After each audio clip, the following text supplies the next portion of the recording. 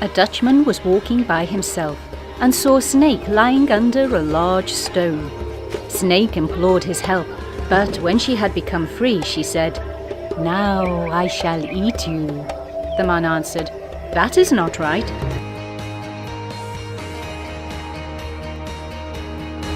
I'm Franco Abbott. I'm Brian Asinja. DreamAfrica is a mobile subscription platform that lets children read, listen, and watch authentic African stories. At home and at school, across borders. We dream Africa.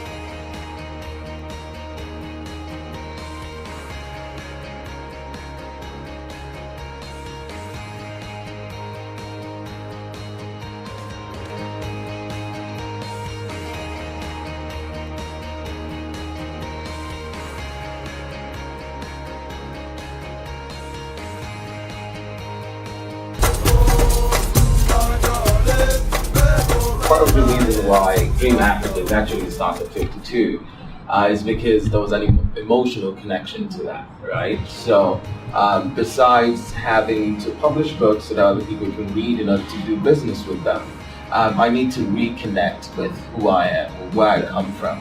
I need to make sure that my children can do the same, whether they're born here, whether they're born in the UK, or wherever it is they're born. I need a platform that conveys genuine history or genuine perspectives about who I am, not just the Western perspective of what they think that I am. So sometimes it's not really about money, it's about finding yourself. It's about reassuring yourself that you're actually worth what you think you are or what you were brought up to believe you are, right? So that's that connection that I make with that, right? So for instance, none of my children, well, all of my children will have Igbo names because now I understand the importance of bearing Chike in the United States or Chige in Nigeria, right? So it's all of that and more. And the fact that we have technology that can now help us do that is also very important. I love digital storytelling because it teaches me about other cultures and myself. I dream Africa.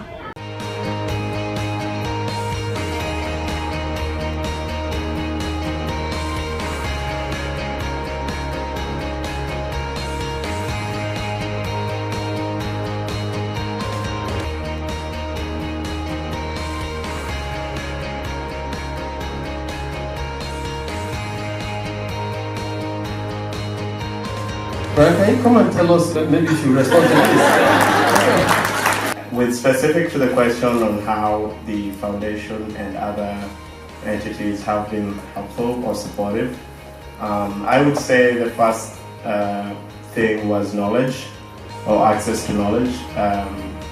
And specifically for me, the very fact that somebody like Tony existed in Africa. So I think growing up, I didn't have any mentors or superheroes, as you would say, from a business perspective. And so to allude to your question, I think somebody else asked earlier around branding. When you see somebody else who's done it, it does instill an extra layer of confidence, and that to me is priceless. But back to the business side of things, we had very supportive mentors. Our mentor was very good that we decided to keep him on and get him some equity. So he's still on board and is advising us on the financial side of things. But as in other areas, we've been able to then be able to set specific goals around our Africa launch, and my co-founder is Kenyan, so we decided that because the Kenyan government has been rather aggressive in creating business-friendly policies, that would be the right place to start and launch. Of course, there's still a lot to be done. Of course, there's a lot of work as a startup. But I think going through that process with other peers, having the network where you can constantly post questions and get the support and mentorship you need really makes a whole lot of difference rather than going it alone. So I think continuing to access information and other resources, whether it's mentorship or policy guidance with regards to navigating the legal system in Africa,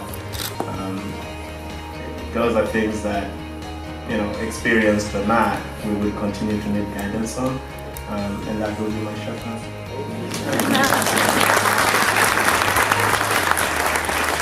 So when you hear that Africa is rising, say yes, Africa is rising. So why would people like this?